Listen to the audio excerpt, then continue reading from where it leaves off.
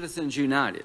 Yes. If somebody said Citizens United has been harmful to the country and made a record that the effects of Citizens United has empowered about 20 or 30 people in the country to run all the elections, and some state or locality somewhere passed a ban on soft money, and it got to the court, would you at least listen to the argument that Citizens United needs to be revisited?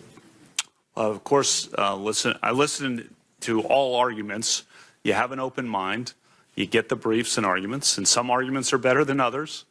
Precedent's critically important. It's a foundation of our system, but you listen to all arguments. Okay.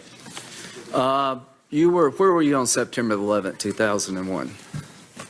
I was initially I was in my then office in the EOB, and then after the first, as I recall, after the first building was hit, I was in the council's office on the second floor of the West Wing for the next few minutes. Then we were all told to go down to the bottom of the West Wing, and then we were all evacuated. And I think the thought was Flight 93 might have been heading for the White House. It might have been heading here, and Secret Service. We were being hustled out, and then kind of panicked, started screaming at us,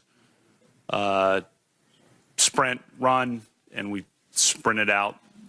My wife was a few steps ahead of me. She was President Bush's personal aide at the time, and we sprinted out. She was wearing a black and white check shirt, I remember, and we sprinted out the front gate kind of into Lafayette Park, and no iPhones or anything like that, BlackBerries at that point in time. We didn't have that, and our cell phones didn't work, so we were all just kind of out there. And then I remember somehow ending up seeing on TV down more on Connecticut Avenue, there were TVs out at the Mayflower Hotel. I remember I was with Sarah Taylor, who worked at the White House, and we were watching as standing with her when the buildings fell. So when somebody says post 9/11 that we've been at war, and it's called the war on terrorism, do you generally agree with that concept? I do, Senator, because Congress passed the authorization for use of military force, which is still in effect, and that was passed, of course, on September 14th, 2001, 3 days later. Let's talk about the law in war.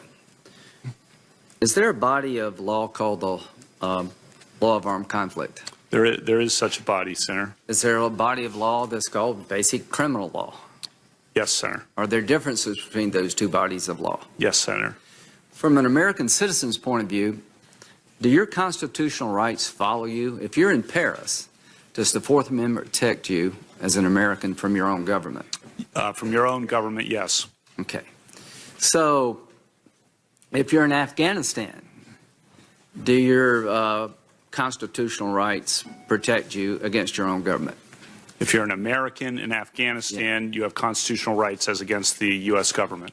Is there a long-standing... That's long-settled law. Isn't there also a long-settled law that it goes back to the Eisentrager case? I can't remember the name of it. Yeah, Johnson versus Eisentrager. Right. That American citizens who collaborate with the enemy have considered enemy combatants. They can be. They can be. They're sometimes criminally prosecuted, sometimes treated in the military. Well, let's talk about can be. I think under Supreme Court precedent. Right. There's a Supreme Court decision that said that American citizens who collaborated with Nazi saboteurs were tried by the military. Is that correct? That is correct. I think a couple of them were executed. Yeah. So if anybody doubts, there's a long-standing history in this country that your constitutional rights follow you wherever you go, but you don't have a constitutional right to turn on your own government and collaborate with the enemy of the nation. You'll be treated differently. What's the name of the case, if you can recall, that reaffirmed the concept that you could hold one of our own as an enemy combatant if they were engaged in terrorist activities in Afghanistan? Are you familiar with that case? Yeah, Hamdi. Okay. So the bottom line is, I want every American citizen to know you have constitutional rights, but you do not have a constitutional right to collaborate with the enemy. There's a body of law well developed long before 9/11 that understood the difference between basic criminal law and the law of armed conflict. Do you understand those differences?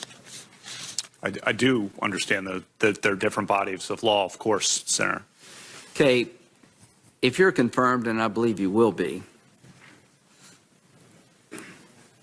what is your hope when all of this is said and done and your time is up? How would you like to be remembered?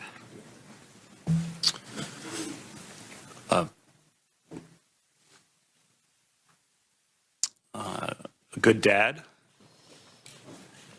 good judge, Good husband. I think he's getting there. good husband,